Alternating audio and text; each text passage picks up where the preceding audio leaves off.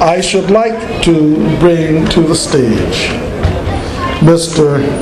John Barritt, who is here as the leader of Her Majesty's loyal opposition in the Honorable House of Assembly. Mr. Barritt, to the podium, please. Thank you, Wentworth. Madam Premier, Ministers Wilson, Weeks, there are other ministers here as well. Blakeney, Scott, I think De Silva as well I've seen. I don't mean to leave anybody out, the protocol having been established. I also would like to acknowledge the presence of the President of the Bermuda Industrial Union, Christopher Herbert, and Reverend Seaman as well, to whom I also thank for the very good prayer.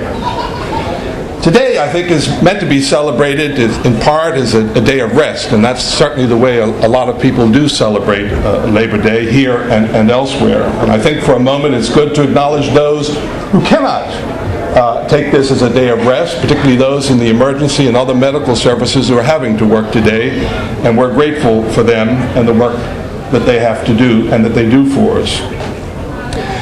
The theme for this year, as I understood it, was sustaining trade unionism.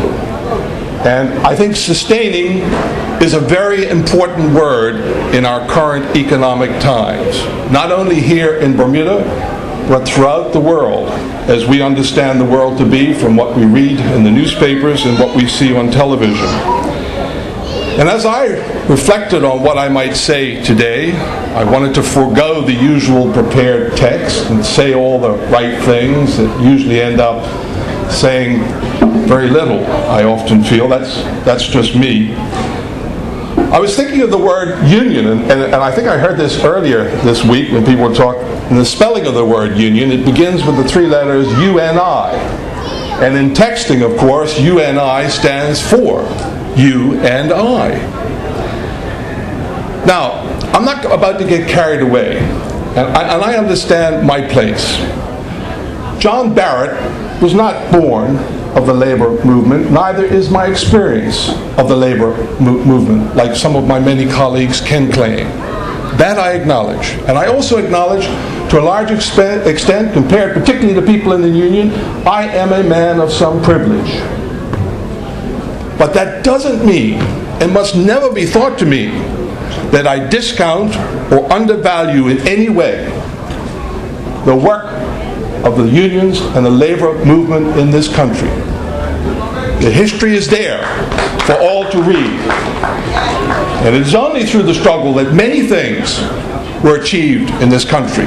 Many of us would like to go back and rewrite the way it was, but you can't do that. That's the way it was. But one of the things I can say to you today that I want you to appreciate is that I do connect with you and I. And how do I do that? As brothers and sisters in Bermuda. And brothers and sisters, whether you're in the Union or the Progressive Labor Party or the One Bermuda Alliance or the United Bermuda Party, believe in this country and believe in our people. And we all have a passion. We all have a passion, I believe this, as I go up and down the country, to see that this country does better, to see that it can be the best that it can be. And we've got our challenges when we talk about sustaining. We've got our challenges economically, we've got them with public safety today, we've got them with education. I don't need to list them all. You know them all. Many people are living them and feeling them and feeling the pain that comes with that. But all of us, whether we're government or an opposition that wants to be the government, or a union, or management, employers' council, employer or employee, it's incumbent on all of us, I think, to reflect on how we can go about making things better. A wise philosopher said, peace and harmony comes about in two ways. One is through human insight, where people see the problem and act on it and committed to solving the problem, or it comes about through conflict and catastrophe, which leaves us with no other choice. It's not the latter that any of us want for Bermuda in these challenging times. It is through human insight. And at this time, there's another expression that I rather like, and that's about the leaky roof. The leaky roof can fool the sun, but it can't keep the rain out. And so we've got to fix the problems that we do have, and we've got to fix them together. And I'm going to say to you that one of the reasons we have to do that is because of how the world is changing around us, how we interact and how we have to compete. It's a much more competitive world that requires a higher standard of us and a greater commitment if we're going to compete, whether it be international business and any subset of that, or tourism. We all know that the world is our competitor in many parts of it. So in that sense, we've got to raise our game. The other thing I think we need to do, and this is important, I think we need to look at the models that we've used and the methods we've used to date. And people are right to question, to review them, and see whether or not we need to develop new models and new methods to tackle our problems that the old won't solve today and tomorrow. And that's what we must be on about, whether we're in unions or management, and even as individuals. And all of us, in my view, ought to be embarking on that journey. Individually as well.